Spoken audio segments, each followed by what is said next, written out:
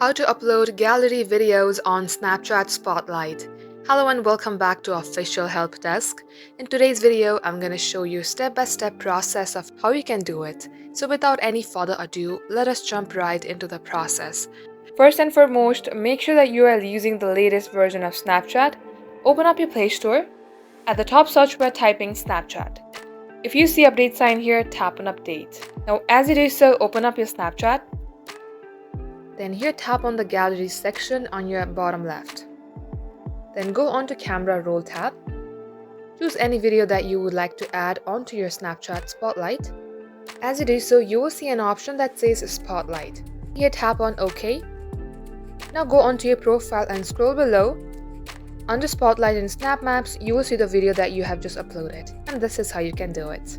So that is all for today's tutorial. If you would like to see more videos on this topic, then do comment down below and we will get back to you soon with more tutorials like this. In the meantime, what you can do is like this video and subscribe to our channel. Also, don't forget to hit the notification bell to never miss an update from us. Lastly, thank you very much for watching the video till the very end. We will catch you up in our next upload.